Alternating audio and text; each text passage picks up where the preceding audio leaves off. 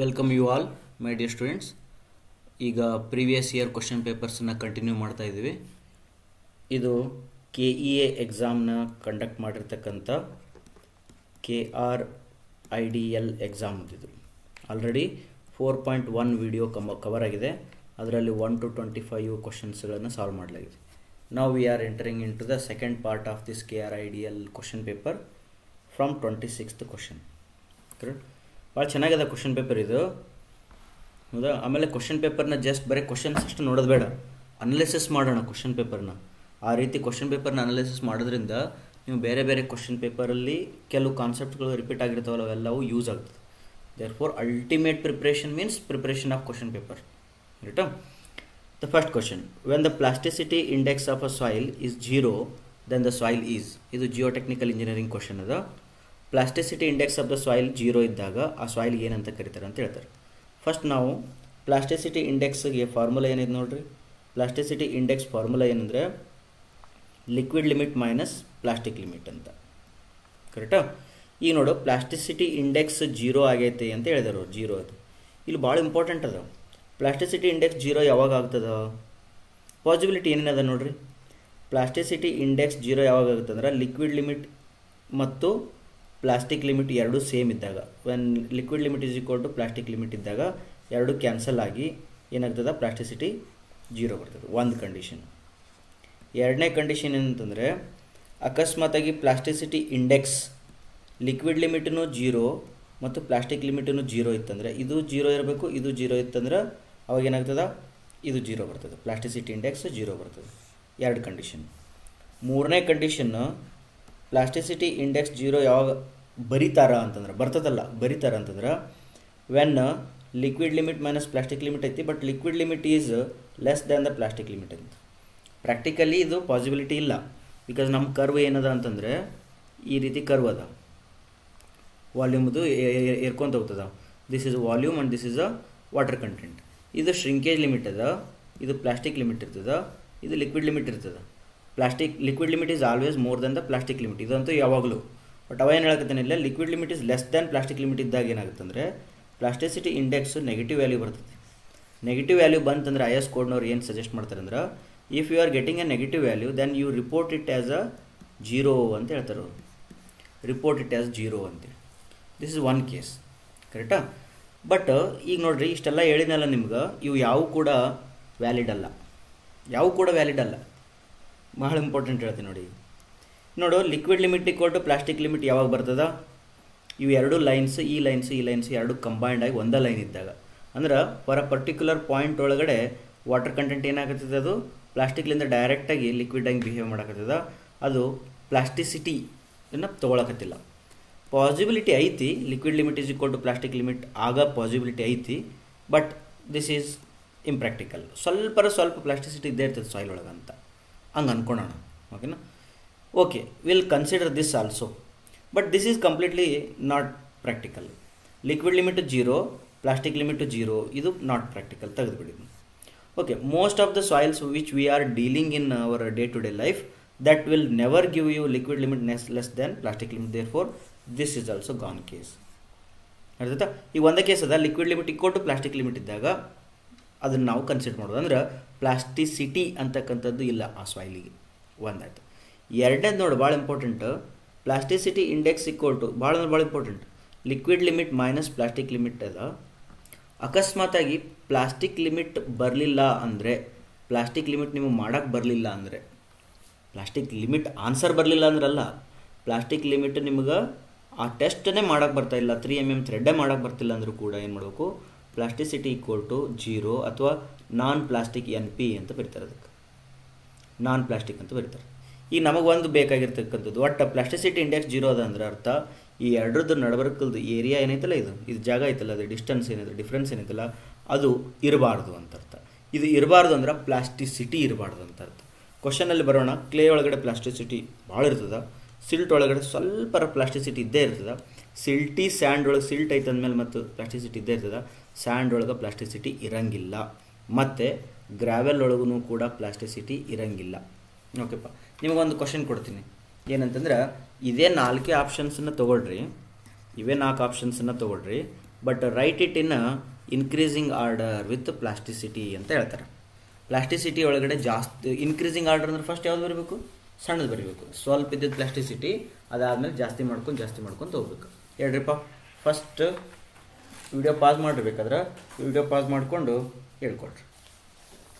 Okay, ಕಡಿಮೆ plasticity ಅಂತಂದರೆ that is your this is comes in the first rank. ಕಡಿಮೆ plasticity ಅದ ಅಥವಾ ಜೀರೋ ಅದ, ಅರ್ಥಾಯ್ತಾ? ಇದು ಆದಮೇಲೆ ಸಿಲ್ಟಿ ಸ್ಯಾಂಡ್ ಅನ್ನಕತ್ತಾರಲ್ಲ, ಸ್ಯಾಂಡ್ ಕಂಟೆಂಟ್ ಹೋಗ್ತಿ, ಸಿಲ್ಟ್ ಕಂಟೆಂಟ್ ಇರೋದ್ರಿಂದ ಸೆಕೆಂಡ್ ಕೊಡ್ತೀನಿ, ಇದನ್ನು ಥರ್ಡ್ ಕೊಡ್ತೀನಿ, ಇದನ್ನು ಫೋರ್ತ್ ಕೊಡ್ತೀನಿ. This has a highest plasticity. But for our question C is the correct answer. If a soil sample is having a porosity 40%, degree of saturation 80%, then the percentage of air voids is ಅಂತ ಕೇಳಿದ್ದಾರೆ. Percentage of air ವೈಡ್ಸ್ ಅಂದಿರೋದ್ರಿಂದ ಅದ್ರ formula ಏನಂದ್ರೆ NA ಕೊಟ್ಟು ಏನು ಅಂದರೆ N into AC. ಇದು ಬಯಾಟ್ ಹಾಕಿರ್ತೀವಿ. N ಏನಂತಂದ್ರೆ 40%, therefore 0.4. AC ಅಂತಂದ್ರೆ ಏನು ಅಂತಂದ್ರೆ ಏರ್ ಕಂಟೆಂಟ್ ಫಾರ್ಮುಲಾ ಏನಂತಂದರೆ air content equal to 1 minus degree of saturation. 80% ಕೊಟ್ಟಿರೋದ್ರಿಂದ 1 ಮೈನಸ್ 0.8 ಮಾಡಿಕೊಂಡು ದೆನ್ ಇದು 0.2 ಬರ್ತದೆ. therefore I will write this as a 0.2. then the answer will be 0.4 into 0.2 is equal to 0.08 ಆಗ್ತದೆ. this multiply ಮಾಡಿದಾಗ into 100 ಮಾಡಿದ್ರಿ ಅಂದ್ರೆ 8% ಬರ್ತದೆ. ಓಕೆನಾ? therefore the correct answer is D is the correct answer, 8%. okay. Next, coefficient of uniformity CU is greater than 400. What does it signify ಅಂತ ಕೇಳ್ತಾರೆ. First soil distribution graph ನೋಡ್ರಿ, particle distribution graph ಇರ್ತದೆ. ಆ ಗ್ರಾಫಲ್ಲಿ usually ಆ graph S curve ಬರಬೇಕಂತ ಹೇಳ್ತಾರೆ. ಹಿಂಗೆ ಬಂತಂದ್ರೆ ಏನಂತಂದ್ರೆ ಇದು ವೆಲ್ ಗ್ರೇಡೆಡ್ ಅಂತ ಇರುತ್ತೆ. ವೆಲ್ ಗ್ರೇಡೆಡ್ ಅಂತಂದ್ರೆ ಏನಂದರೆ all type of particles are present. ಸಣ್ಣವು ಅದಾವ, ದೊಡ್ಡವು ಅದಾವ, ಮೀಡಿಯಮ್ ಅದಾವ, ಎಲ್ಲ ಅದಾವ, ಅದಕ್ಕೆ ಆಲ್ ಪಾರ್ಟಿಕಲ್ಸ್ ಅಂತಾರೆ. ಹಂಗಾಗಿ ಇದೇನಾಗುತ್ತೆ, ಸ್ವಲ್ಪ ಎಸ್ ಕರ್ವ್ ಟೈಪ್ ಬರ್ತದೆ. ಅಕಸ್ಮಾತಾಗಿ ಕರ್ವ್ ಏನಾದರೂ ಹಿಂಗೆ ಬಂತಂದರೆ ಅರ್ಥ ಈ ಪಾಯಿಂಟ್ ನೋಡ್ರಿ, ಫಸ್ಟ್ ಇದು ಎಕ್ಸ್ ಎಕ್ಸಸ್ ಏನಿದು, ಎಕ್ಸ್ ಎಕ್ಸಸ್ಸು ಪಾರ್ಟಿಕಲ್ ಸೈಜ್, ಇದು ಪಾರ್ಟಿಕಲ್ ಸೈಜ್. ವೈ ಆಕ್ಸಿಸ್ ಏನಿದು ಪರ್ಸೆಂಟೇಜ್ ಫೈನರ್, ಇದು ಪರ್ಸೆಂಟೇಜ್ ಫೈನರ್. ಈ ನಂದು ಈ ಪಾಯಿಂಟು ಮತ್ತು ಈ ಪಾಯಿಂಟು ಸೇಮ್ ಇತ್ತು ಅಂತ ತಿಳ್ಕೊಳ್ರಿ. ಅಂದರೆ ಏನಾಗುತ್ತೆ ನೋಡು, ವಿತ್ ರೆಸ್ಪೆಕ್ಟ್ ಟು ಸೇಮ್ ಏನು ಬರಕತ್ತಿದ್ದು, ಪಾರ್ಟಿಕಲ್ ಸೇಮ್ ಅದ. ಈ ಪರ್ಸೆಂಟೇಜ್ಗೂ ಮತ್ತು ಈ ಪರ್ಸೆಂಟೇಜ್ಗೂ ಏನದ, ಪಾರ್ಟಿಕಲ್ ಸೇಮ್ ಅದ. ಎರಡಕ್ಕೂ ಪಾರ್ಟಿಕಲ್ ಸೇಮ್ ಇರೋದ್ರಿಂದ ನಾ ಏನು ಹೇಳಕತ್ತೀನಿ ಅಂತಂದ್ರೆ, ಅಂದರೆ from this percentage to this percentage you are getting the same type of particle. therefore this curve indicates uniform graded ಅಂತ, ಯೂನಿಫಾರ್ಮ್ ಗ್ರೇಡೆಡ್ ಸಾಯಿಲ್ ಅಂತ. Uniformity coefficient of uniformity CU equal to D60 divided by D10 ಇರ್ತದೆ answer equation. ಇದರೊಳಗಡೆ ಅಕಸ್ಮಾತ್ D10 ಏನಾದರೂ ಇಲ್ಲಿಂದ ತೊಗೊಂಡಿದ್ರೆ ಮತ್ತು D16 ಇಲ್ಲಿಂದ ತೊಗೊಂಡಿದ್ರೆ ಅವೆರಡು ಸೇಮ್ ಕಾಣಕತ್ತೈತಲ್ಲ. D10ಗೂ ಇದಾದ, D60ಗೂ ಇದ ಪಾಯಿಂಟ್ ಬರಕತ್ತದಂದ್ರೆ ಇವೆರಡು ಸೇಮ್ ಆಗಿ CU ಈಕ್ವಲ್ ಟು 1 ಬರ್ತದೆ. CU ಈಕ್ವಲ್ ಟು 1 ಬಂತಂದ್ರೆ ಅರ್ಥ ಅದು ಯೂನಿಫಾರ್ಮ್ ಗ್ರೇಡೆಡ್ ಸಾಯಿಲು, ಅಥವಾ CU equal to 1 means that is uniform graded soil. Okay, CU value ಜಾಸ್ತಿ ಆದಂಗೆಲ್ಲ ಏನಾಗ್ತದೆ ನೋಡಿ, CU ವ್ಯಾಲ್ಯೂ ಜಾಸ್ತಿ ಆದಂಗೆಲ್ಲ ಈ ಕರ್ವ್ ಸ್ವಲ್ಪ ಮಲ್ಕೊಳಕ್ಕೆ ಶುರು ಮಾಡ್ತದೆ. ಹಿಂಗೆ ಮಲ್ಕೊಳಕ್ಕೆ ಶುರು ಮಾಡ್ತದೆ. ಹೆಂಗೆ ಇದು ಮಲ್ಕೊಳ್ತದಲ್ಲ ಹಂಗಂಗೆ CU ವ್ಯಾಲ್ಯೂ ಏನಾಗ್ತದೆ, ಗ್ರೇಟರ್ ದ್ಯಾನ್ 1 ಹಾಕೋಂತ ಹೋಗ್ತದೆ. ಗ್ರೇಟರ್ ದ್ಯಾನ್ 1 ಹಂಗೆ ಹಾಕೋಂತ ಏನು ಕ್ವಶನ್ ಕೇಳಕತ್ತೀನಿ ಇಲ್ಲಿ, 400 ಆತಂದ್ರೆ ಹೆಂಗಪ್ಪ ಅಂತ ಕೇಳಿದಾನೆ. ವಾಟ್ ಇಟ್ ಸಿಗ್ನಿಫೈ ಅಂತಂದರೆ ಇದರ ಅರ್ಥ ಈಗ ನೋಡಿ, ಗ್ಯಾಪ್ ಗ್ರೇಡೆಡ್ ಅಂತೂ ಅಲ್ಲ, ಗ್ಯಾಪ್ ಅಂತೂ ಆಗ್ತಾ ಇಲ್ಲ ನಮ್ಗೆ. ನ್ಯಾರೋ ರೇಂಜ್ ಆಫ್ ಪಾರ್ಟಿಕಲ್ಸ್ ಅಂತ, ನ್ಯಾರೋ ರೇಂಜ್ ಆಫ್ ಪಾರ್ಟಿಕಲ್ಸನ್ನು ಬರೋಂಗಿಲ್ಲ. ಬಟ್ ಪೂರ್ಲಿ ಗ್ರೇಡೆಡ್ ಸಾಯಿಲ್ ಇದು ಕರೆಕ್ಟ್, ಪೂರ್ಲಿ ಗ್ರೇಡೆಡೇ. CU ಈಸ್ ಗ್ರೇಟರ್ ದ್ಯಾನ್ 400 ಅಂದ್ರೆ ಪೂರ್ಲಿ ಗ್ರೇಡ್. ಬಟ್ ಹೇಳಕ್ಕೆ ಬರೋಂಗಿಲ್ಲ, ಇನ್ನೂ ಒಂದು ಐತೆ ನಮಗೆ, CC ವ್ಯಾಲ್ಯೂನು ಬರ್ಬೇಕು ನಮ್ಗೆ. CC ಮತ್ತು CU ಎರಡೂ ನೋಡಿದೆ ನೀವು ಪೂರ್ಲಿ ಗ್ರೇಡೆಡ್ ಹೇಳ್ಬೇಕಾಗುತ್ತಾ. therefore I will not go through this poorly graded. Wide range of particles I have to tick because ಇದು ಹೆಂಗೆ ಫ್ಲ್ಯಾಟರ್ ಆಗ್ತದಲ್ಲ ಹಾಗಾಗಿ ಈ ಪಾರ್ಟಿಕಲ್ಸು ಮತ್ತು ಈ ಪಾರ್ಟಿಕಲ್ಸ್ ಎಲ್ಲ ರೀತಿ ಪಾರ್ಟಿಕಲ್ಸು ನಿಮಗೆ ಸಿಗೋದ್ರಿಂದ ಅದಕ್ಕೆ ವೈಡ್ ರೇಂಜ್ ಆಫ್ ಪಾರ್ಟಿಕಲ್ಸ್ ಅಂತ ಆನ್ಸರ್ ಮಾಡ್ಬೋದು. ಅರ್ಥ? ನೆಕ್ಸ್ಟ್ ವೆರಿ ಇಂಪಾರ್ಟೆಂಟ್ ಕ್ವಶನ್, ಇದು ಭಾಳ ಚೆನ್ನಾಗಿತ್ತು ನೋಡ್ರಿ. ಇದು 29th. The soil deposit has a voids ratio of 1. Voids ratio 1 ಅದ. If the voids ratio is reduce to 0.8 by compaction the percentage of volume loss ಅಂತ ಕೇಳಿದಾನೆ. ಫಸ್ಟು ವೈಡ್ಸ್ ರೇಷಿಯೋ 1 ಇತ್ತು, compaction ಮಾಡಿದ ಮೇಲೆ ಆ ವಾಯ್ಡ್ಸ್ ರೇಷಿಯೋನ 0.8 ಮಾಡಿಸಿದ್ದಾರೆ. ಹಂಗೆ ಮಾಡೋದ್ರಿಂದ ಪರ್ಸೆಂಟೇಜ್ ಆಫ್ ವಾಲ್ಯೂಮ್ ಲಾಸ್ ಎಷ್ಟಾಯಿತು ಅಂತ. ಲಾಸ್ ಅಂತ ಆಗತ್ತೈತ ಆಗಲೇಬೇಕಲ್ಲ, ಕಾಂಪ್ಯಾಕ್ಷನ್ ಮಾಡಕತ್ತಿ ಅಂದಮೇಲೆ ವಾಲ್ಯೂಮ್ ಲಾಸ್ ಮಾಡ್ಕೋಬೇಕು. ಫಸ್ಟ್ ನೀ ಏನು ಮಾಡ್ಬೇಕಂತಂದರೆ ಕಾಂಪ್ಯಾಕ್ಷನ್ ಚಾಪ್ಟರ್ ಐತೆ ಅಂದಮೇಲೆ ಸಾಲಿಡ್ಸ್ ಬಗ್ಗೆ ರೆಸ್ಪೆಕ್ಟ್ ಕೊಡ್ಬೇಕು, ನೀ ಜಾಸ್ತಿ ರೆಸ್ಪೆಕ್ಟ್ ಕೊಡಬೇಕು. ಇಲ್ಲಿ E=1 ಕೊಟ್ಟಿದ್ದಾನೆ ನಾವು. E=1 ಫಸ್ಟ್ ಕೇಸ್ ಒಳಗಂದ್ರೆ VV ಡಿವೈಡೆಡ್ ಬೈ VS ಇವೆರಡು ಈಕ್ವಲ್. ನನಗೆ ಗೊತ್ತಿಲ್ಲ ವ್ಯಾಲ್ಯೂ ಎಷ್ಟು ಅದ ಅಂತೇಳಿ, ಸೊ ಒಂದು ಅಜ್ಯೂಮ್ ಮಾಡೋಣ. ಇದನ್ನು 50 ತೊಗೊಳೋಣ, ಇದನ್ನು 50 ತೊಗೊಳೋಣ. Let us consider the total is 100 volume ಅದ ಅಂದ್ರೆ ನಿಮ್ಗೆ E=1 ಯಾವಾಗ ಬರ್ತದೆ? 50 ತೊಗೊಂಡಾಗ E=1 ಬಂತು. ಇದೇನಿದು? ಇದು ವೈಡ್ಸ್. ಇದು ನೀರರೇ ಇರಲಿ ಗಾಳಿಯರೇ ಇರಲಿ, ಇದು ವೈಡ್ಸ್ ಇದು, ರೈಟಾ? ಈಗ ಏನು ಮಾಡಕತ್ತೇನೆ ಅಂತವ ಕಾಂಪ್ಯಾಕ್ಷನ್ ಮಾಡ್ತಾನಂತೆ. ಕಾಂಪ್ಯಾಕ್ಷನ್ ಮಾಡಿ ಆದಮೇಲೆ ಈ ವೈಡ್ಸನ್ನು ಕಡಿಮೆ ಮಾಡ್ತಾನೆ. ನೋಡು, ವೈಡ್ಸನ್ನು ಕಡಿಮೆ ಮಾಡಕತ್ತಾನೆ ನಾವು, ಸಾಲಿಡ್ಸ್ನಲ್ಲ. ಹಾಗಾಗಿ ಇದೇ ಸೇಮ್ ಲೈನಿಗೆ ಸಾಲಿಡ್ಸನ್ನು ಮಾರ್ಕ್ ಮಾಡ್ಕೊಂಡು ಇಟ್ಕೊಂಡ್ಬಿಡ್ತೀನಿ. ಇದು 50 ಅದ ಅಂದರೆ ಕಾಂಪ್ಯಾಕ್ಷನ್ ಮಾಡಿದ ಮೇಲೂ 50 ಇರ್ತದ, ನೆನ್ಪಿಟ್ಕೋಬೇಕು. ಕಾಂಪ್ಯಾಕ್ಷನ್ ಮಾಡಿದ ಮೇಲೂ ಇದು 50 ಇರ್ತದೆ. ಹಾಗಾದ್ರೆ ನಿನಗೆ ಈ ವ್ಯಾಲ್ಯೂ ಗೊತ್ತದ 0.8 ಅಂತೇಳಿ. ಈ ವ್ಯಾಲ್ಯೂ 0.8 ಕೊಟ್ಟಿದ್ದಾರೆ ಅಂತಂದ್ರೆ this is nothing but VV divided by VS ಅಂತ. VS ಅಂದ್ರೆ ಏನು ಗೊತ್ತದ ಇಲ್ಲಿ 50 ಅಂತೇಳಿ. Therefore VV = 0.8 into 50 multiply ಮಾಡಿಕೊಂಡು ಆನ್ಸರ್ ತೊಗೋಬೇಕು. ದಟ್ ಇಸ್ 0.8 ಇಂಟು 50, ಅದು 40 ಬರ್ತದೆ. ಹಂಗಾರೆ ನಿನಗೆ ವಾಯ್ಡ್ಸು 40 ಬಂತು, ಮುಗೀತು. ಹಾಗಾದ್ರೆ ಇಲ್ಲಿ 100 ಇದ್ದಿದ್ದು ವಾಲ್ಯೂಮು ಎಷ್ಟಾಯ್ತು? ಇದು 90 ಆಯಿತು, 90 ಆಯಿತು. ದೇರ್ ಫೋರ್ ಎಷ್ಟು ರೆಡ್ಯೂಸ್ ಆಯಿತು ಅಂತಂದ್ರೆ 10% ರೆಡ್ಯೂಸ್. ಡೈರೆಕ್ಟಾಗಿ ನೀ ಆನ್ಸರ್ ಮಾಡ್ಕೋಬೋದು. Therefore come to the answer here. The 29th answer is 10%. ಕರೆಕ್ಟಾ? Next, when the flow of water happens from soil medium of low permeability to the high permeability the channel ಅಂತ ಕೇಳಿದ್ರು. ಭಾಳ interesting question ಅದು. ಇದು ಹಿಂಗೊಂದು channel ಅದ ನಿಮ್ಮದು, okay? ಹಿಂಗೊಂದು channel ಅದ, ಏನೋ ಒಂದು ಪೈಪರ್ ಇರಲಿ, ಅದೇನೋ ಒಂದು ಸಾಯಿಲ್ ಅದ. ಬಟ್ ಈ ಸಾಯಿಲ್ ಒಳಗಡೆ 2 ಟೈಪ್ ಆಫ್ ಸಾಯಿಲ್ ಅದಾವ. ಇದ ಬೇರೆ ಸಾಯಿಲ್ ಐತಿ, ಇದ ಬೇರೆ ಸಾಯಿಲ್ ಐತಿ. ಬಟ್ ಒಂದೇ ಸಾಯಿಲ್ ಏನೈತೆ ಅಂದ್ರೆ ಲೋ ಪರ್ಮಿಯಬಿಲಿಟಿ ಐತಂತ. ಲೋ ಪರ್ಮಿಯಬಿಲಿಟಿ ಐತಂದ್ರೆ ನೀರು ಭಾಳ ಸ್ಲೋ ಆಗಿ ಹೋಗ್ತೈತಿ.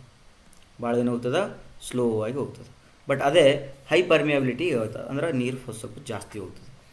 ವಾಟರ್ ಜಾಸ್ತಿ ಹೋಗಕತ್ತದ ಅಂದಮೇಲೆ ಏನಾಗ್ತದೆ? ಇಲ್ಲಿ ಪ್ರೆಷರ್ ವಾಲ್ ಮೇಲೆ ಪ್ರೆಷರ್ ಕಡಿಮೆ ಆಗ್ತದೆ ದೆನ್ ಈ ಚಾನಲ್ ವಾಲ್ ಮೇಲೆ. ಅಥವಾ ಸ್ಲೋ ಆಗಿ ಹೊಂಟದ ಅಂದಮೇಲೆ ವಾಲ್ ಮೇಲೆ ಪ್ರೆಷರ್ ಜಾಸ್ತಿ ಆಗ್ತದೆ. Therefore in this case the later part ಏನೈತಲ್ಲ, ಆ ಲೇಟರ್ ಪಾರ್ಟ್ ಏನಾಗ್ತದೆ ಪ್ರೆಷರ್ ಕಡಿಮೆ ಆಗೋದ್ರಿಂದ ಅದು ಶ್ರಿಂಕ್ ಆಗೋಕ್ಕೆ ಶುರು ಮಾಡ್ತದೆ. ದಟ್ ಚಾನಲ್ ಏನಾಗ್ತದೆ? ಶ್ರಿಂಕ್ ಆಗೋಕ್ಕೆ ಶುರು ಮಾಡ್ತದೆ. ಅಕಸ್ಮಾತಾಗಿ ಉಲ್ಟಾ ಕೊಟ್ಟಿದ್ದ ಅಂತಂದ್ರೆ ಸ್ವೆಲ್ ಆಗ್ತೈತಿ. ಇದು ಈ ಕಡೆಗೆ ಮತ್ತು ಇದು ಈ ಕಡೆಗೆ ಏನಾರ ಕ್ವಶನ್ ಕೊಟ್ಟಿದ್ರೆ ಅದು ಸ್ವೆಲ್ ಆಗೋಕ್ಕೆ ಶುರು ಮಾಡ್ತದೆ. ಬಟ್ ಈ ಕೇಸ್ ಒಳಗಡೆ ಪ್ರೆಷರ್ ಕಡಿಮೆ ಆಗ್ತದೆ, ವೆಲಾಸಿಟಿ ಜಾಸ್ತಿ ಆಗೋದ್ರಿಂದ ಇದು ಮುಂದಲ್ ಪೋರ್ಷನ್ ಏನಾಗ್ತದೆ? ಶ್ರಿಂಕ್ ಆಗ್ತದೆ. Therefore the option C is the correct answer. In a moist soil mass water occupies 1/6 of the total volume and air occupies 1/5 of the total volume. Voids ratio ಎಷ್ಟು ಅಂತ ಕೇಳಿದ್ವಿ. ಇದು IES question ಇದೆ, ಒಂದ್ಸತಿ IES ಒಳಗಡೆ ಕೇಳಿದ್ದಿದ್ದು. ಹೌದಾ? ಈಗ ನಮ್ಮದು ಟೋಟಲ್ ವಾಲ್ಯೂಮ್ ಅದ, ಇದರೊಳಗಡೆ ಸಾಲಿಡ್ಸ್ ಅದ. ಇದು ಟೋಟಲ್ನ ನಾನು 1 ಅಂತ ಬರಿಬೇಕಾಗುತ್ತೆ, ಬಿಕಾಸ್ ಅವ ಒಂದು ರೇಷಿಯೋದೊಳಗೆ ಮಾತಾಡ್ತಿದ್ದೆ 1/5 1/6 ಅಂತೇಳಿ. ಹಾಗಾದ್ರೆ ಇದೇನಾಯ್ತದೆ 1 ಅಂತ ಬರ್ಕೊಂಡ್ರೆ then what about this? Come here. Water occupies 1/6 of the total volume, air occupies 1/5 ಅಂತೇಳಿ. ಟೋಟಲ್ ವಾಲ್ಯೂಮ್ ಇದು ವಾಟರ್ ಅನ್ನೋಣ, ಇದನ್ನು ಏರ್ ಅನ್ನೋಣ. Water occupies 1/6, this is 1/6 of the volume and air occupies 1/5 of the volume. ಓಕೆನಾ? ಇಷ್ಟು ಆಯಿತು ಅಂತಂದರೆ ಹಾಗಾದ್ರೆ ಟೋಟಲ್ ಎಷ್ಟಾಯ್ತಪ್ಪ? ಇದು ಇವೆರಡು ಕೂಡಿಸಿದ್ರೆ ಎಷ್ಟಾಯಿತು? 1/5 ಬೈ 1/6 ಮಾಡ್ಕೊತೀವಿ. 6×5 30, 6×5 30. ಇದು 6 ಈ ಕಡೆ, ಇದು 5 ಈ ಕಡೆ. ದೇರ್ ಫೋರ್ 11/30 ಇದು ಆಯ್ತು, 11/30 ಆಯ್ತು. ಹಾಗಾದ್ರೆ ಇದು ಎಷ್ಟಿದು? This is 1 minus 11/30. 1 ಮೈನಸ್ 11/30 ಅಂದ್ರೆ 30 ಈ ಕಡೆ ಹೋಗ್ತದೆ, 30 ಮೈನಸ್ 11, 30 ಮೈನಸ್ 11 19. ಇದೇನಾಗ್ತಿದ್ದು 19/30 ಆಯ್ತು. 19/30 ಇದು 11/30 ಆಯಿತು. ಕರೆಕ್ಟಾ? ಓಕೆ. ಏನು ಕೇಳ್ತಿದ್ದಾನೆ? ವಾಯ್ಡ್ಸ್ ರೇಷಿಯೋ ಕೇಳ್ತಿದ್ದಾನೆ. Voids ratio is VV divided by VS. ಹಂಗಾರೆ VV ಅಂತಂದ್ರೆ ಏನು? 11/30 ಆ್ಯಂಡ್ VS ಅಂತಂದ್ರೆ ಏನು? 19/30. Therefore cancel cancel. Therefore the answer is 11/19. ಹೌದಾ? 11/19 ಆನ್ಸರ್ ಮಾಡ್ಕೊಂಡ್ರೆ 11/19 the answer is 0.58 is the correct answer. Correct? This is your correct answer. Right? Next, based on the fall cone method, ಹೌದಾ, cone penetration method ಅಂದ್ರೆ ಹಂಗೆ. The weight of the cone to be adapted for the measurement of plastic limit and liquid limit. ನನ್ನ knowledge ಪ್ರಕಾರ, ನನಗೆ ಕಡಿಮೆ ಇರೋ knowledge ಪ್ರಕಾರ ನಮಗೆ ಪ್ಲಾಸ್ಟಿಕ್ ಲಿಮಿಟಿಗೆ ಫಾಲ್ಕೋನ್ ಮೆಥಡ್ ಅದು ನಾನು ಓದಿಲ್ಲ. ಓಕೆನಾ, I have read this one. Liquid ಲಿಮಿಟಿಗೆ ಕೋನ್ ಪೆನೆಟ್ರೇಷನ್ ಮೆಥಡ್ ಮಾಡ್ತಾರೆ. ನಿಮ್ಗೆ ಗೊತ್ತಿರಬೇಕು, ಒಂದು ಪ್ಲೇಟ್ ಇದನ್ನು ತೊಗೊತಾರೆ, ಒಂದು ಕಪ್ಪು, ಆ ಕಪ್ ಒಳಗಡೆ ಪೇಸ್ಟ್ ಹಾಕ್ತಾರೆ, ಪೇಸ್ಟ್ ಹಾಕಿ ಒಂದು ಕೋನ್ ಇರ್ತದೆ ಹಿಂಗೊಂದು. ಅಂದರೆ ಈ ಕೋನನ್ನು ಮೇಲೆ ಅದನ್ನ ಡ್ರಾಪ್ ಮಾಡ್ತಾರೆ 5 ಸೆಕೆಂಡ್ಸಿಗೆ. ಅದು ಎಷ್ಟು ಪೆನೆಟ್ರೇಟ್ ಆಗುತ್ತೆ ನೋಡ್ಕೊತಾರೆ. ನೋಡ್ಕೋಬೇಕಾದ್ರೆ ಇದು ಸ್ವಲ್ಪ ಕೆಲವು ನೆನಪಿರ್ಬೇಕು. ಏನಂದರೆ ಇದು ಆ್ಯಂಗಲ್ ಏನೈತಿಲ್ಲ, ಕೋನ್ದು ಆ್ಯಂಗಲು 31 ಡಿಗ್ರಿ ಇರಬೇಕು. ಇದು ಕೋನ್ದು ವೇಟ್ 80 ಗ್ರಾಮ್ ಇರ್ತೈತಿ. ಓಕೆ, ಇಲ್ಲಿ ಅವ ನಮಗೆ ಲಿಕ್ವಿಡ್ ಲಿಮಿಟ್ ಅದು ಲಾಸ್ಟಿಗೆ ಕೊಟ್ಟನಂದ್ಮೇಲೆ we have to concentrate on these values. ಓಕೆನಾ, ಫಸ್ಟ್ 80 ಗ್ರಾಮ್ ಅಂತಂದರೆ ಎಷ್ಟು ಕೆ ಜಿ? 80 ಡಿವೈಡೆಡ್ ಬೈ 1000 ಅಂದರೆ 0.8 kg ಆಗ್ತದೆ. ಇದನ್ನು ನ್ಯೂಟನ್ನಿಗೆ ಮಲ್ಟಿಪ್ಲೈ ಮಾಡು, 9.81 ಮಲ್ಟಿಪ್ಲೈ ಮಾಡು, ದ ಆನ್ಸರ್ 0.78 ನ್ಯೂಟನ್ ಬರ್ತದೆ. 0.78 newton, that is only one option ಇರೋದ್ರಿಂದ the B is the correct answer. Then I will indirectly I will note it down like plastic ಲಿಮಿಟ್ನ check ಮಾಡಬೇಕಾಗಿತ್ತು ಅಂತಂದ್ರೆ 2.35 ನ್ಯೂಟನ್ದು ಕೋನ್ ಯೂಸ್ ಮಾಡಬೇಕಂತ ನಾ ಬೇಕಾದ್ರೆ ಆಮೇಲೆ ಬರ್ಕೊಳ್ತೀನಿ. ಬಟ್ ನನಗೆ ಗೊತ್ತಿರೋದು ಇದು, therefore the B is the correct answer. Next question. During the shear test of cohesionless soil. Cohesionless soil ಅಂದರೆ ಯಾವುದು? ಇದು ಸ್ಯಾಂಡ್ ಅಂತ ಅರ್ಥ. Then the sample will exhibit an initial decrease and then increase in volume if the voids ratio of the soil is ಅಂತ. ನೋಡಿ, concept ಚೆನ್ನಾಗಿ ಗೊತ್ತಿತ್ತು ಅಂತಂದ್ರೆ ನೀವು ಎಷ್ಟು ಚೆನ್ನಾಗಿ ಅದನ್ನು ಆನ್ಸರ್ ಮಾಡ್ಕೋಬೋದು. ರೈಟಾ? ಇಲ್ಲಿ ಒಂದು ವಿಡಿಯೋ ತೋರಿಸ್ತೀನಿ ನಾನು ನಿಮ್ಗೆ. ಆ ವಿಡಿಯೋನ ನೋಡಿರಿ, ನಮ್ಮದೇ ವಿಡಿಯೋ, ಬೇರೆದೇನಲ್ಲ. ಇದು ಫಸ್ಟ್ ನಾನು ನಿಮ್ಗೆ ಥಿಯರಿ ಹೇಳ್ತೀನಿ, ಆಮೇಲೆ ಇದ್ರ ಬಗ್ಗೆ ಮಾತಾಡ್ಕೊತೀನಿ. ರೈಟಾ? ಥಿಯರಿ ಏನಂತಂದರೆ ನಿಮಗೊಂದು ಕ್ರಿಟಿಕಲ್ ವೈಡ್ಸ್ ರೇಷಿಯೋ ಅಂತ ಇರ್ತೈತಿ. ಏನಿದು critical voids ratio? Critical voids ratio ಅಂತಂದರೆ ಅಟ್ ದಿಸ್ ವೈಡ್ಸ್ ರೇಷಿಯೋ ಲಿಕ್ವಿಫಿಕೇಷನ್ ಆಗೋ ಚಾನ್ಸಸ್ ಇತ್ತು, soil loses it's shear strength ಅಂತ ಹೇಳ್ಬೋದು. ಒಂದು ಕೇಸ್ ಒಳಗಡೆ ನಿನ್ನ ಸಾಯಿಲ್ದು, ಸ್ಯಾಂಡದ್ದು, ಯೂಶಲಿ ಇದೆಲ್ಲ ಲಿಕ್ವಿಫಿಕೇಷನ್ ಅವೆಲ್ಲ ಏನಕ್ಕೆ ಅಂದರೆ ಸ್ಯಾಂಡಿ ಸಾಯಿಲ್ ಒಳಗೆ ಹಾಕಿರ್ತಾವೆ. ನಿನ್ನಲ್ಲಿರ್ತಕ್ಕಂಥ ನ್ಯಾಚುರಲ್ ವೈಡ್ಸ್ ರೇಷಿಯೋ ಕ್ರಿಟಿಕಲ್ ವೈಡ್ಸ್ ರೇಷಿಯೋಕ್ಕಿಂತ ಕಡಿಮೆ ಇತ್ತು ಅಂತಂದರೆ ಏನರ್ಥ? ಕ್ರಿಟಿಕಲ್ ವೈಡ್ಸ್ ರೇಷಿಯೋಕ್ಕಿಂತ ನಿನ್ನ ವೈಡ್ಸ್ ರೇಷಿಯೋ ಕಡಿಮೆ ಇತ್ತಂದ್ರೆ ಆ ಸಾಯಿಲ್ ಏನಾಯ್ತು ಅಂತ ಅರ್ಥ? ಡೆನ್ಸ್ ಐತೆ ಅಂತ ಅರ್ಥ. ಅದತ್ತ ಡೆನ್ಸ್ ಐತೆ ಅಂತ ಅರ್ಥ. ಈ ರೀತಿ ಡೆನ್ಸ್ ಇರ್ತಕ್ಕಂಥ ಸಾಯಿಲ್ ನೀ ಏನಾದರೂ ಅದಕ್ಕೆ ಲೋಡ್ ಅಪ್ಲೈ ಮಾಡಿದಿ ಅಂದರೆ, ಅದತ್ತ ಶಿಯರಿಂಗ್ ಹಿಂಗೇನಾದ್ರು ಲೋಡ್ ಅಪ್ಲೈ ಮಾಡಿದ್ವಿ, ವೈಬ್ರೇಟ್ ಮಾಡಿದ್ವಿ, ಅಥವಾ ಏನಾದರೂ ಮಾಡ್ಬೋದು, ಡೈನಾಮಿಕ್ ಲೋಡ್ಸ್ ಅಪ್ಲೈ ಮಾಡಿದ್ವಿ, ಹಿಂಗೇನಾದ್ರು ಮಾಡಿದೆ ಅಂದ್ರೆ ಅದರದ್ದು ವಾಲ್ಯೂಮ್ ಇನಿಷಿಯಲಿ ಡಿಕ್ರೀಸ್ ಆಗ್ತೈತಿ. ಇನಿಷಿಯಲಿ ಡಿಕ್ರೀಸ್ ಆಗುತ್ತೆ, ಯಾಕಂದ್ರೆ ಡಿಕ್ರೀಸ್ ಹಾಕ್ಕೊಂತ ಬರ್ತದೆ. ಆಮೇಲೆ ಲೇಟರ್ ದ ವಾಲ್ಯೂಮ್ ಇನ್ಕ್ರೀಸಸ್. ಸಾಕು, ತಿಳಿದ? ಇಷ್ಟೇ. ಈಗ ನೋಡಿ, ಆಲ್ರೆಡಿ ಹೇಳಿದ್ದು ವಿಡಿಯೋ. ಅದಕ್ಕೆ ನಾನು ನಿಮ್ಗೆ ಇದನ್ನ ಯಾಕೆ ತೋರಿಸಿದೆ ಅಂತಂದರೆ how the concepts R repeating ಅಂತೇಳಿ ತೋರಿಸ್ಬೇಕಾಗಿತ್ತು ನಾವು. ರೈಟಾ? ಕಾನ್ಸೆಪ್ಟ್ಸು ರಿಪೀಟ್ ಆಗ್ತದೆ, ಎಲ್ಲ ರಿಪೀಟ್ ಆಗ್ತದೆ. ಇಲ್ಲಿ ನೋಡು, ಡ್ಯೂರಿಂಗ್ ಶಿಯರ್ ಟೆಸ್ಟ್ ಅಂತೆ, ಅಲ್ಲಿ ಬೇರೆ ಕೇಸ್ ಹೇಳಿದ್ದೆ, ಬಟ್ ಡ್ಯೂರಿಂಗ್ ಶಿಯರ್ ಟೆಸ್ಟ್ ಅಂತ ಹೇಳ್ತಿದ್ದಾನೆ. ಓಕೆನಾ? ಓಕೆ. ಮತ್ತು ಕೊಹೆಷನ್ಲೆಸ್ ಸಾಯಿಲ್ ಅಂತೆ, ಸ್ಯಾಂಡ್ ಬಗ್ಗೆ ಮಾತಾಡ್ತಿದ್ದಾನೆ. ಓಕೆ, ನೋಡಪ್ಪ, ಇಲ್ಲಿ ನಾವು ಯಾವ್ದ್ರ ಬಗ್ಗೆ ಮಾತಾಡ್ತಿದ್ದೀವಿ? ಇಲ್ಲಿನೂ ಕೂಡ ದ ಫಾಲೋಯಿಂಗ್ ಕರೆಕ್ಟ್ ಸ್ಟೇಟ್ಮೆಂಟ್ ಐತಿ, ಸ್ಯಾಂಡ್ ಅಂತಲೇ ಬರೆದಿದ್ದಾನೆ. ತಿಳಿತಾ? ಇಲ್ಲಿಯೂ ಕೂಡ ಸ್ಯಾಂಡ್ ಬಗ್ಗೆನೇ ಮಾತಾಡ್ತಿದ್ದಾರೆ, ಅಲ್ಲಿ ಕೂಡ ಸ್ಯಾಂಡ್ ಬಗ್ಗೆನೇ ಮಾತಾಡ್ತಿರ್ತಾರೆ. ಕರೆಕ್ಟಾ? ಅದು ಲೂಸ್ ಸಾಯಿಲ್. ನೆಕ್ಸ್ಟ್ ಇಲ್ಲಿ ಬಂದಾಗ the sample exhibits initial decrease and then increase. ಹಿಂಗಿದ್ದಾಗ the volume of voids ratio of the soil ಅಂತ ಕೇಳ್ತಾನೆ. ಇದು ಸೇಮ್ ಕಂಡೀಷನ್ ಎಲ್ಲ ನೋಡೋದು. Initially decrease, later increase. Volume ಅಥವಾ ವೈಡ್ಸ್ ರೇಷಿಯೋ ಏನಾಗ್ತದೆ ಅಂತಂದರೆ ಕ್ರಿಟಿಕಲ್ಗಿಂತ ಕೆಳಗಡೆ ಅದ, ಕ್ರಿಟಿಕಲ್ ವೈಡ್ಸ್ ರೇಷಿಯೋಕ್ಕಿಂತ ಕೆಳಗಡೆ ವೈಡ್ಸ್ ರೇಷಿಯೋ ಅದ. ಅದೇ ನಮ್ಮ ಆಪ್ಷನ್ ಆಗ್ತದೆ. ನೋಡು, less than critical voids ratio, equal to critical voids ratio, greater than the critical voids ratio, independent of critical voids ratio. No, this is less than the critical voids ratio. ಓಕೆನಾ? Next, the dry sand ಅಂತ ಹೇಳಿದನ. Dry sand as the deposit of a particular site. The maximum slope angle for the sand to be stable in a dry state ಅಂತ ಕೇಳ್ತಿದ್ದಾನೆ. ಇನ್ನು dry state ಒಳಗೆ stable ಆಗ್ಬೇಕಾದ್ರೆ ಏನು? Saturated state with the seepage occurring parallel to the slope respective. ನೀವು stability of slopes ಅಂದ ತಕ್ಷಣ ಒಂದು ಇಕ್ವೇಷನನ್ನು ಬೈಹಾಟ್ ಹಾಕೇ ಬಿಡಬೇಕು. ಆ ಇಕ್ವೇಷನ್ ಬರ್ಕೊಟ್ಟು factor of safety is equal to C plus gamma Z cos square I into tan phi divided by gamma Z cos I sin I ಅಂತ. ಇಲ್ಲಿ ಐ ಅಂದ್ರೆ ಇನ್ಕ್ಲಿನೇಷನ್, ಫೈ ಅಂದ್ರೆ angle of internal friction, C ಅಂದ್ರೆ cohesion, gamma density, Z ಅಂದ್ರೆ depth, F factor of safety.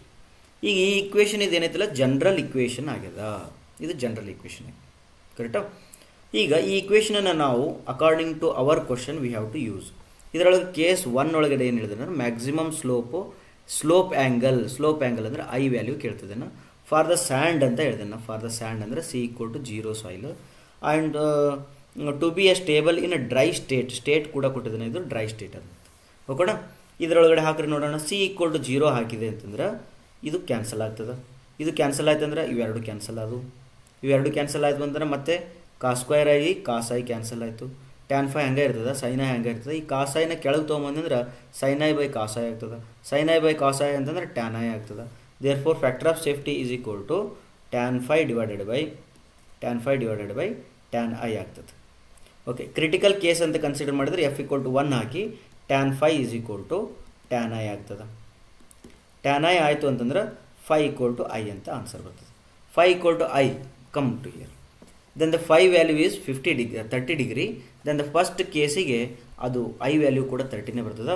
Option A, option C, option B ಇವೆಲ್ಲ ಅದಾವ. Option D gone. ನಾವು we have to evaluate for the second condition.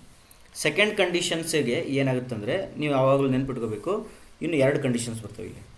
ಒಂದು submerged condition, submerged slope ಅಂತೇಳಿ. Submerged slope ಅಂತ ಏನಾದರೂ ಇತ್ತಂದರೆ ಅವಾಗ ನೆನ್ಪಿಟ್ಕೊಂಡ್ಬಿಡ್ರಿ, numerator and denominator both we have to replace by gamma dash. ಇದು ಗಾಮಾ ಇದ್ದಿದ್ದು ಗಾಮಾ ಡ್ಯಾಶ್ ಆಗಬೇಕು, ಇವೆರಡೂ ಗಾಮಾ ಡ್ಯಾಶ್ ಆಗಬೇಕು ಸಬ್ಮರ್ಜ್ಡ್ ಸ್ಲೋಪ್ ಇತ್ತಂದರೆ. ಅಕಸ್ಮಾತಾಗಿ ಸ್ಯಾಚುರೇಟೆಡ್ ಮತ್ತು ಸೀಪೇಜ್ ಪ್ಯಾರಲಲ್ ಟು ಸ್ಲೋಪ್ ಹಿಂಗೇನಾದ್ರೂ ಇತ್ತಂದರೆ, ಸೀಪೇಜ್ ಪ್ಯಾರಲಲ್ ಟು ಸ್ಲೋಪ್ ಇತ್ತಂದ್ರೆ ಅವಾಗ numerator replace it by gamma dash and denominator replace it by gamma sat.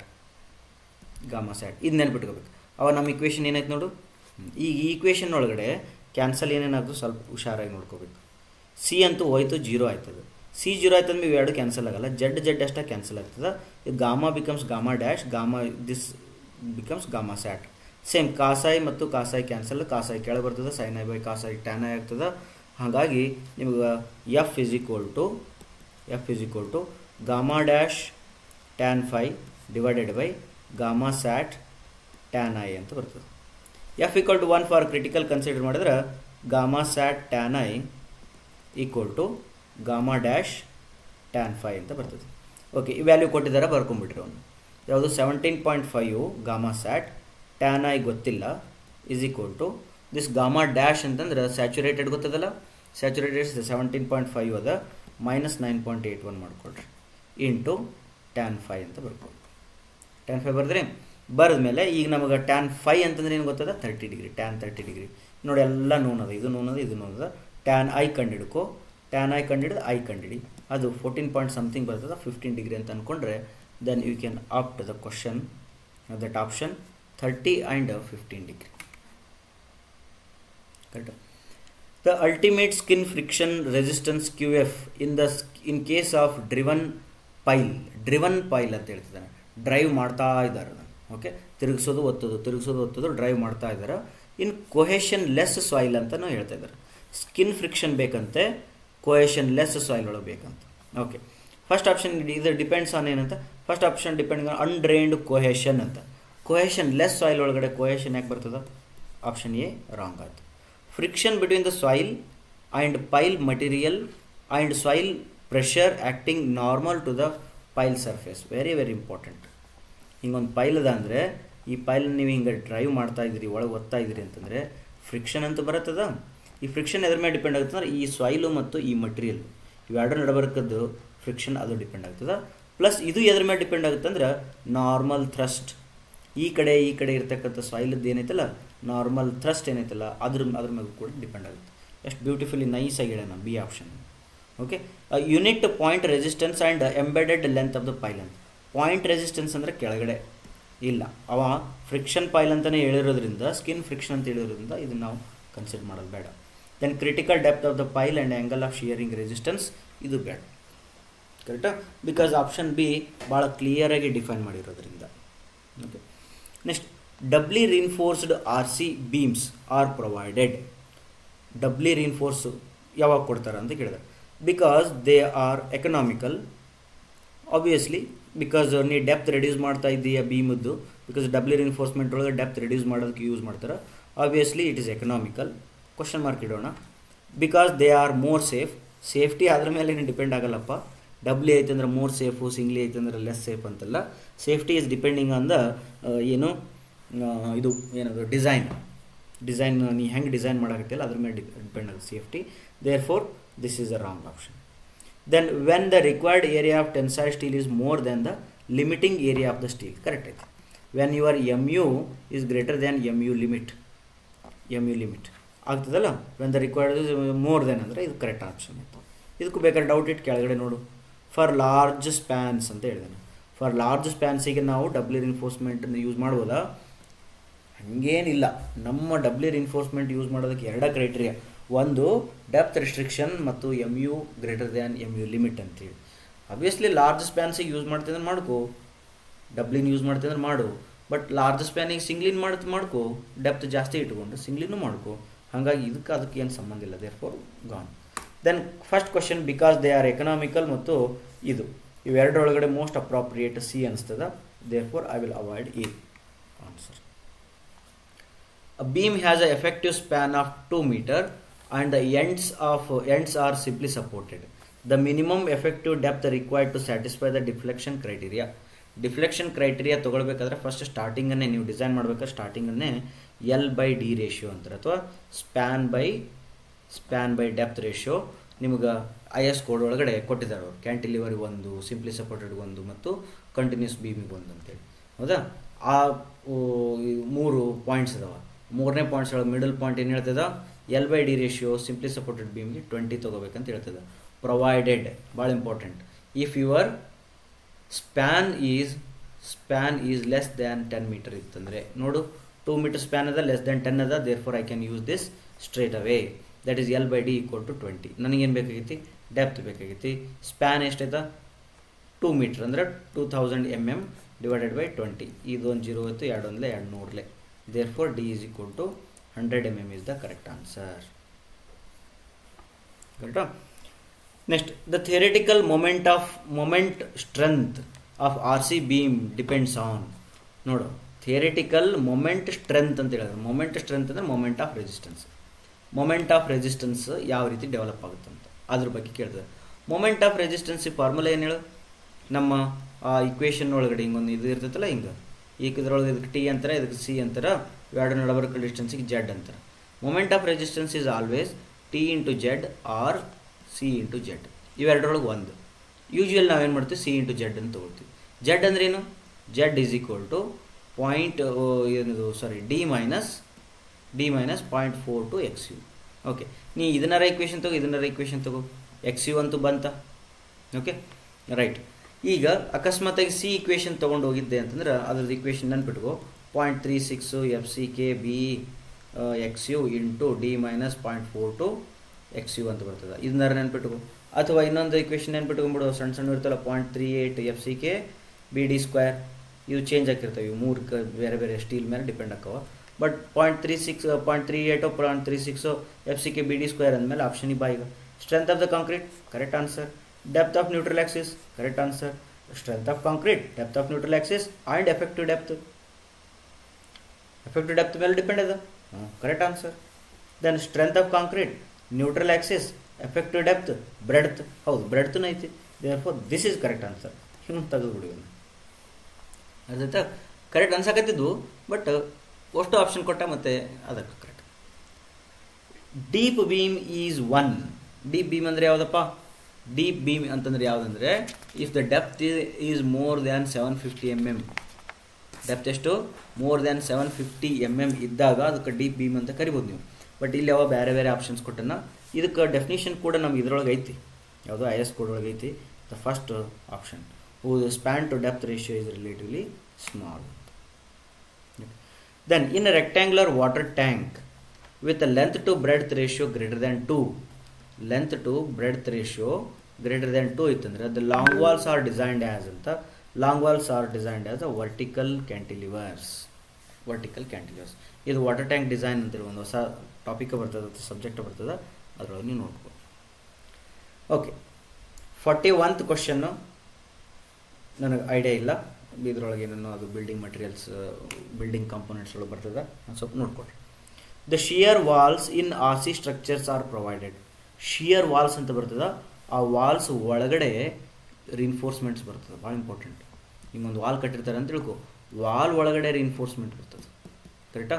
ಈಗ ನಾವು ಯೂಶ್ವಲಿ ಏನು ಮಾಡ್ತೀವಿ, ಕಾಲಮ್ ಒಳಗಡೆ ರಿನ್ಫೋರ್ಸ್ಮೆಂಟ್ ನೋಡ್ತೀವಿ, ಬೀಮು ಸ್ಲ್ಯಾಬ್ಸ್ ಒಳಗೆ ನೋಡ್ಕೊತೀವಿ. ಬಟ್ ಇದ್ರೊಳಗೆ ಬರ್ತದೆ, ಯಾಕೆ ಬರ್ತದ? ಓಕೆ, ಆರ್ ಪ್ರೊವೈಡೆಡ್ ಅಥವಾ shear walls of R C structures are provided to accommodate lift passage, question mark ಇಡೋಣ. ಟು ಇಂಪ್ರೂವ್ ಅಸ್ಥೆಟಿಕ್, ಹಾಗೇನಿಲ್ಲ. To resist the vertical load, ಅಲ್ವೇ ಅಲ್ಲ. To resist the lateral load, 100% right answer. ಈ shear ವಾಲ್ಸನ್ನು ಯಾವಾಗ ಕೊಡ್ತಾರೆ ಅಂದ್ರೆ, ಯೂಶ್ವಲಿ ಏನು ಮಾಡ್ತಾರೆ ಗೊತ್ತಾ, ಬೇಸ್ಮೆಂಟ್ ಒಳಗಡೆ ಈ ಕಡೆ ಸಾಯಿಲ್ ನಿಂತಿರ್ತದೆ, ಈ ಟೈಪ್ ಸಾಯಿಲ್ ನಿಂತಿತ್ತು ಅಂದ್ರೆ ಶಿಯರ್ ವಾಲ್ ಕೊಟ್ಟು ನೀವು ಇಲ್ಲಿ ಪಾರ್ಕಿಂಗ್ ಎಲ್ಲ ಮಾಡ್ಕೊತಾರೆ. ಅಂಥ ಟೈಮ್ನೊಳಗೆ ಶಿಯರ್ ವಾಲ್ ಒಳಗೆ ಯಾವ ಲೋಡ್ ಬರಕತ್ತದ? ಹಾರಿಜಾಂಟಲ್ ಲೋಡ್ ಬರಕತ್ತದ, ಲ್ಯಾಟ್ರಲ್ ಲೋಡ್ ಬರಕತ್ತದ. Therefore resist the lateral load is the correct answer.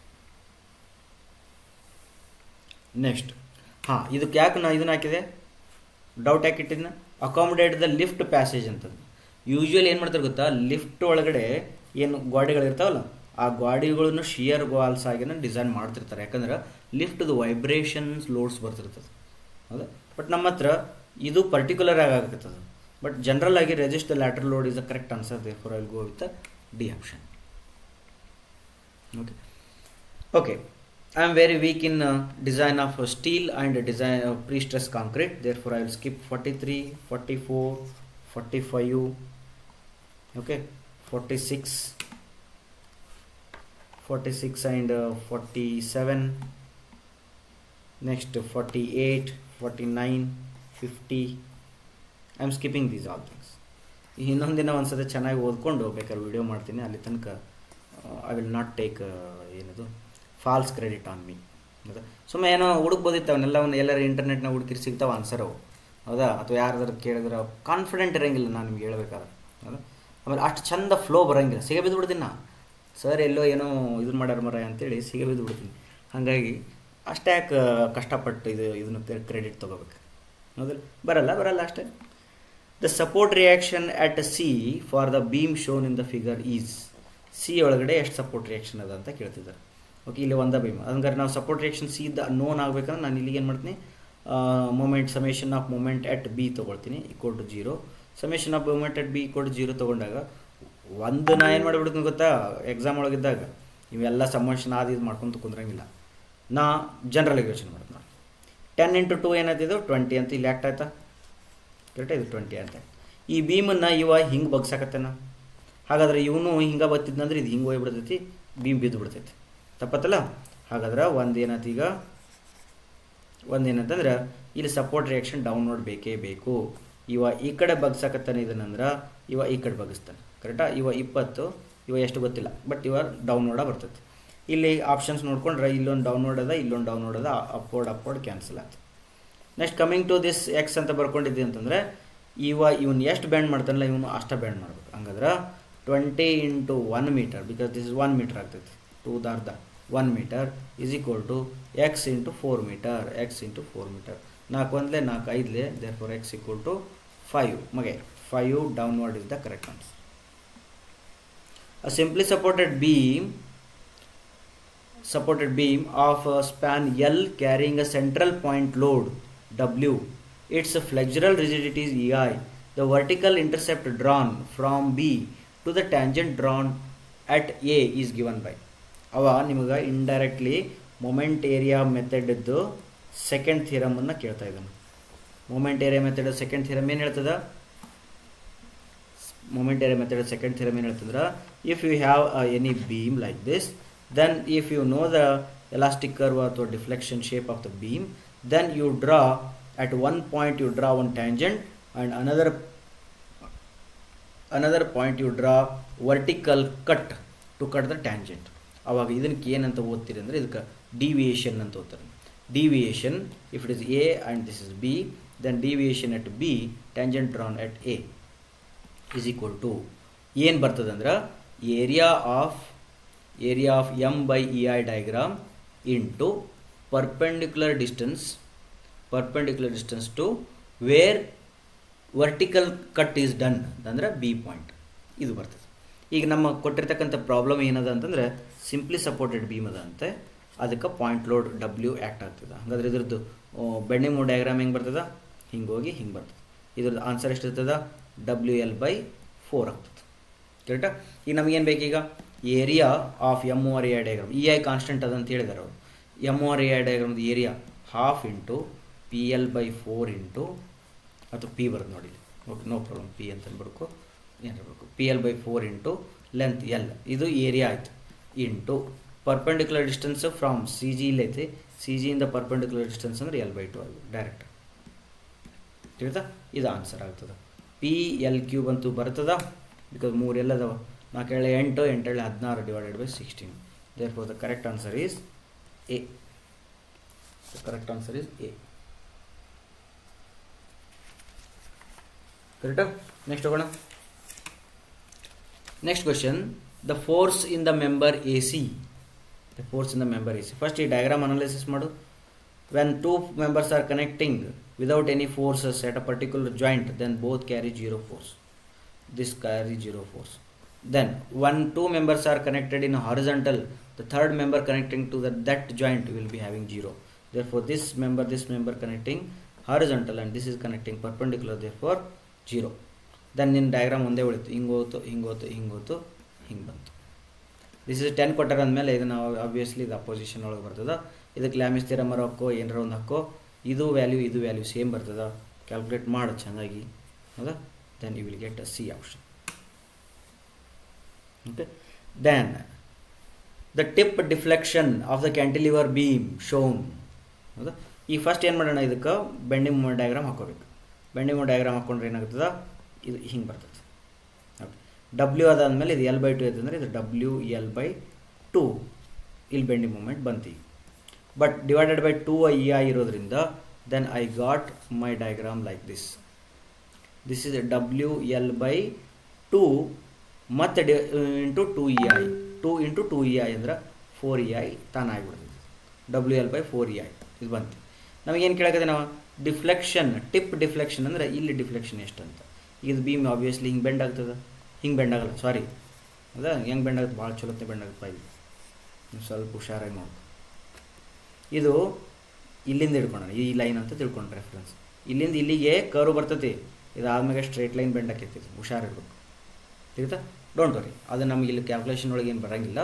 Okay, ಇದಿಷ್ಟಿತ್ತು ಅಂತಂದ್ರೆ ನಮಗೆ according to momentary method theorem number 2 ನಾ ಏನಾದರೂ ಕನ್ಸಿಡರ್ ಮಾಡಿದರೆ, then that is area between A and B into perpendicular distance to B point. This is a B point.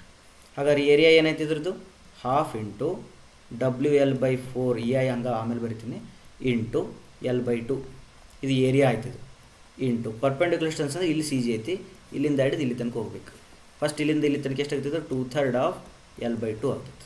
That is your 2/3 of L/2 ಮತ್ತು plus ಇದು L/2, that is L/2. ಓಕೆನಾ?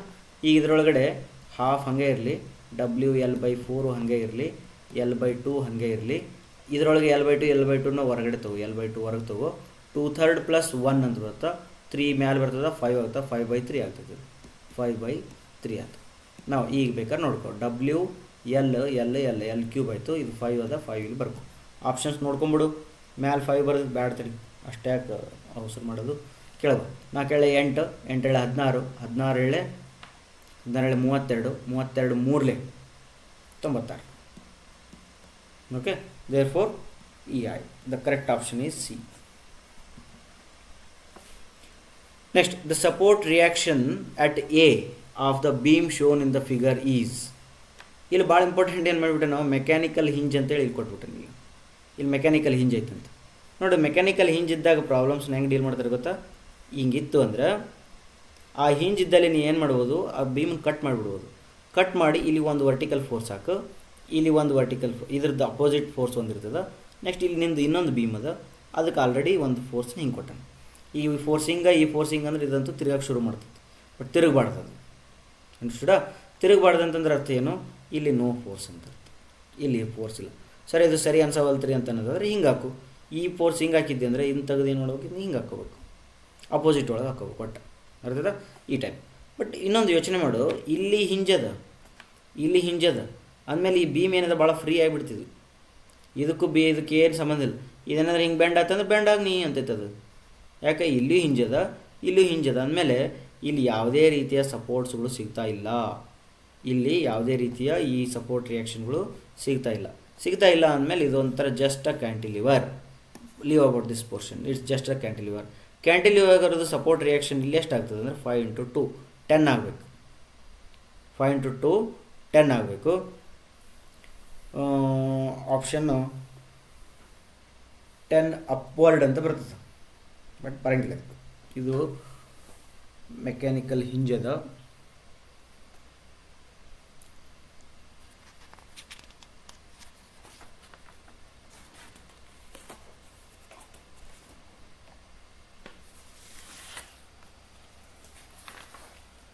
ಇಲ್ಲಿ ಬರಂಗಿಲ್ಲ. ಇದು 5 × 2 10 ಹಾಕ್ಕೋಬೋದು.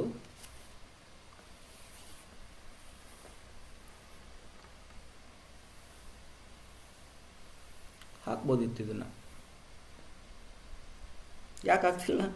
ಗ್ರೇಸ್ ಅಂತ ಕೊಟ್ಟಾನೆ ಇದಕ್ಕೆ 57th ಕ್ವಶನಿಗೆ. ಇದರೊಳಗಡೆ ಗ್ರೇಸ್ ಮಾರ್ಕ್ಸ್ ಅಂತ ಕೊಟ್ಟಿದ್ದಾನೆ. ಏನು ಗ್ರೇಸ್ ಮಾರ್ಕ್ಸ್ ಇದು? ಮೆಕ್ಯಾನಿಕಲ್ ಹಿಂಜ್ ಅಂತಿದ್ದಕ್ಕೆ ಏನು ಗ್ರೇಸ್ ಕೊಟ್ಟಾನೆ? ಇಲ್ಲ ಯು ಡಿ ಎಲ್ ಐತಿ 5 ಕಿಲೋಮೀಟರ್ 5 × 2 20 20 ಇಲ್ಲಿ ಬಂದುಬಿಡ್ತೈತೆ ಅದು. 5 × 2 10 will come here. we'll see. ಅಥವಾ ಇಲ್ಲೊಂದು ಸ್ವಲ್ಪ ಕಂಪ್ಯಾಟಿಬಿಲಿಟಿ ಕಂಡೀಷನ್ಸ್ ಏನಾಗಂಗಿಲ್ಲ ಇಲ್ಲಿ. just very easy problem to solve. Still we don't know, we'll see. Next, coming to this one, the maximum bending moment caused by a uniformly distributed load intensity W kN/m over a propped cantilever. Propped cantilever ಒಳಗಡೆ, ಇದು ಪ್ರಾಪ್ಡ್ cantilever ಒಳಗೆ ನಿಮ್ದು ಏನಾದರೂ ಹಿಂಗೆ bending moment ಇತ್ತಂದರೆ ಅವಾಗ ಎಷ್ಟು ಬರ್ತದೆ? WL²/8 ಬೈ ಹಾರ್ಟ್ ಹಾಕ್ಬೇಕು. ಇವನು ಆಲ್ರೆಡಿ ಒಂದು ವಿಡಿಯೋದೊಳಗೆ ಹೇಳಿ ನೋಡಿ, ಬೈ ಹಾರ್ಟ್ ಹಾಕ್ಬೇಕು ಇಂಥವೆಲ್ಲ ಅಂತ. ಇದನ್ನು ಅದರೊಳಗೆ ಹೇಳಿದ್ದೀನಿ. ಇದು ಕೂಡ ಬೈ ಹಾರ್ಟ್ ಹಾಕೋದೇ ಅದ. ನಾವು ಒಂದು ಲಿಸ್ಟ್ ಕಳಿಸಿದ್ದೀವಲ್ಲ, ಅದರೊಳಗೆ ಬೈ ಹಾರ್ಟ್ ಹಾಕೋದು. ಹಾಗಾಗಿ ಯು ನೀಡ್ ಟು ಡೂ, ಬರೇ ತಿಳ್ಕೊಂಡು ಹೋಗೋದಷ್ಟೇ ಅಲ್ಲ, ಎಲ್ಲ ಒಂದು ಬೈ ಹಾರ್ಟನ್ನು ಕೆಲವು ಹಾಕ್ಕೊಂತ ಹೋಗ್ಬೇಕು. Next, coming to the degree of freedom for the structure shown in the figure, assuming that the columns and beams are axially rigid and beams are flexurally rigid ಅಂತ. beams flexurally rigids ಅದಾವಂತ, beams ಮತ್ತೆ columns ಏನದವಲ್ಲ axially rigids ಅದಾವಂತ. ಇದು ಎರಡು ಹೇಳ ನೋಡುವ. columns and beams are axially rigid and beams are flexurally rigid. Don't worry, ಎಲ್ಲ ಇರೋದು. ಅಂದರೆ ಇದರ ಅರ್ಥ ಏನಂತಂದ್ರೆ ಇವು ಅಲಾಂಗ್ ದ ಆಕ್ಸಿಸ್ ಅವು ಡಿಫ್ಲೆಕ್ಟ್ ಆಗಂಗಿಲ್ಲ, ಅಂದರೆ ಏನದು ಎಲಾಂಗೇಟು ಆಗಂಗಿಲ್ಲ, ಕಾಂಟ್ರಾಕ್ಟ್ ಆಗಂಗಿಲ್ಲ, ಫ್ರೀಡಮ್ ಇಲ್ಲ ಅದಕ್ಕೆ. Okay, let us consider how many freedoms are there here. This is the 2D structure. 2D frame ಇರೋದ್ರಿಂದ ಇಲ್ಲಿ 3 ಫ್ರೀಡಮ್, ಇಲ್ಲಿ 3 ಫ್ರೀಡಮ್, ಇಲ್ಲಿ 3 ಫ್ರೀಡಮ್, ಇಲ್ಲಿ 3 freedom. No freedom. Therefore 4 3 12 freedom ಅದಾವ. ಈಗ ಈ 12 ಫ್ರೀಡಮ್ ಒಳಗಡೆ ನಾವೇನು ಮಾಡ್ಬೇಕು? ಈಗ ಒಂದಿಷ್ಟು ಫ್ರೀಡಮನ್ನು ತೆಗಿಬೇಕು. ಎಷ್ಟು ಫ್ರೀಡಮನ್ನು ತೆಗಿಬೇಕು? ಒಂದೊಂದು ಮೆಂಬರಿಗೆ ಒಂದೊಂದು ಫ್ರೀಡಮ್ ತೆಗಬೇಕು. ಯಾಕಂದರೆ ಅವೆಲ್ಲ ಆಕ್ಸಿಯಲಿ ರಿಸ್ಟ್ರೈನ್ಡ್ ಅಂತಾರೆ. Therefore 1 member, 2 member, 3 member, 4 member, 5 member, 6 ಮೆಂಬರಿಗೆ 6 ಫೋರ್ಸ್ ತೆಗೆದುಬಿಟ್ರೆ 12 - 6 is 6. Therefore the answer is 6. Okay. The stiffness matrix for the structure shown in the figure. ನೋಡು, ಸ್ಟಿಫ್ನೆಸ್ ಮ್ಯಾಟ್ರಿಕ್ಸ್ ಕೇಳಕತ್ತೆ ನಾವು, ಬಟ್ ಮ್ಯಾಟ್ರಿಕ್ಸ್ ಕೊಡ್ತಾ ಇದ್ದಾನೆ, ಬಟ್ ಕೆಳಗಡೆ ಆನ್ಸರ್ಸನ್ನು ಅವನ್ನ ಸಿಂಗಲ್ ಇಟ್ಟಾನೆ. ಇವೇನ್ರಿ ಮ್ಯಾಟ್ರಿಕ್ಸ್? ನೀವು ಅಲ್ಲ, ಆದ್ರೆ ಮತ್ತು ಮ್ಯಾಟ್ರಿಕ್ಸ್ ಅಂತ ಯಾಕೆ ಕೇಳಕತ್ತೇನ? ಶಾಣೆ ಅದ ಅವ ಶಾಣೆ ಅದ, ನಾವು ದಡ್ಡದಿ. ಹೌದಾ? ನೀ ಶಾಣೆದಿ ನಮ್ಮ ಹೇಳು. ಇದು 1 ಬರ್ತೈತಿ ಇಲ್ಲಿ. Only 1 coordinates you will get it. Only 1 coordinates ಬರ್ತದೆ. ಅಂದರೆ ಮ್ಯಾಟ್ರಿಕ್ಸ್ ಸ್ಟಿಫ್ನೆಸ್ ಮ್ಯಾಟ್ರಿಕ್ಸ್ದು ಆರ್ಡರ್ 1x1 ಬರ್ತೈತಿ. 1x1. At this point, let us consider this bit. It will bend like this and it will bend like this. Then according to the formula, this is your 4ai/L, this is 4ai/L. ಹಾಗಾದ್ರೆ what is the stiffness matrix here? K11 ಅಂತ ಅನ್ಬೋದು ನೀವು. K11 is equal to 4ei/L plus 4ei/L. ಎರಡು member ಅದಾವೆ. Okay, 4ei/L. Okay 4 E I ಎಷ್ಟು ಕೊಟ್ಟನ ಒಂದೇದಕ್ಕೆ 2 E I ಕೊಟ್ಟಿರೋದ್ರಿಂದ into 2 E I divided by L ಎಷ್ಟೈತೆ ಅದರದಕ್ಕೆ 6 ಪ್ಲಸ್ ಇದು 4 ಇ ಐ ಸೇಮ್ ಅದ ಡಿವೈಡೆಡ್ ಬೈ 3 ಅದ ಕರೆಕ್ಟಾ ದೇರ್ ಫೋರ್ 2 ಒಂದಲೇ 2 ಮೂರಲೇ ಡಿನಾಮಿನೇಟರ್ ಸೇಮ್ ಆಯಿತು ನ್ಯೂಮಿನೇಟರ್ನ ಕೂಡಿಸ್ಬಿಡು 8 E I divided by 3 is the correct answer ಓಕೆನಾ the influence line ordinate for support reaction R A support reaction ಬೇಕಂತ ಇಲ್ಲಿ R A okay for the beam shown in the figure when the unit load is at B unit load ಯಾವಾಗಲೂ ಅದು move ಆಗ್ತಿರ್ತೈತಿ influence line diagram ಅಂದರೆ ಇದು ಒಂದು ಕಡೆ ಇರಂಗಿಲ್ಲ ಇದು ಓಡಾಡ್ತಿರ್ತೈತಿ ಓಡಾಡ್ತಿರ್ಬೇಕಾದ್ರೆ ಅಕಸ್ಮಾತ್ ಅದು ಬಂದು ಕರೆಕ್ಟ್ ಬಿ ಮೇಲೆ ಕುಂತಿತ್ತು ಅಂದ್ರೆ ಒಟ್ಟು ಸಪೋರ್ಟ್ ರಿಯಾಕ್ಷನ್ ಎಟ್ ಎ ಅಂತ ಎಲ್ಲ ಬರಂಗೇ ಇಲ್ಲ ಇದಿಷ್ಟು ಇಲ್ಲೇ ಬಂದಂದ್ರೆ ಅದು ಅಷ್ಟು ಇವಾಗ ಬೀದವ್ ತೊಗೊಂತಾನೆ ಇವನು ಏನು ಕೊಡೋಂಗಿಲ್ಲ ದೇರ್ ಫೋರ್ ಆರ್ ಎ ಒಳಗಡೆ 0 ಇರ್ತದೆ ಆಯಿತಾ ಇಲ್ಲಿವರೆಗೂ ಸಾಕು ಇಲ್ಲಿವರೆಗೆ ಮತ್ತೆ ಕಾನ್ಸೆಪ್ಟ್ ಚೇಂಜ್ ಆಗ್ತದೆ ಅದು ನೆಕ್ಸ್ಟ್ ವೀಡಿಯೋದೊಳಗೆ ಮಾಡೋಣ ಸ್ವಲ್ಪ fluid mechanics and hydrology irrigation ಅಂತ ಬರ್ತಾವೆ ಅದು ನೆಕ್ಸ್ಟ್ ವೀಡಿಯೋ ಮಾಡೋಣ ಥ್ಯಾಂಕ್ ಯು ವೆರಿ ಮಚ್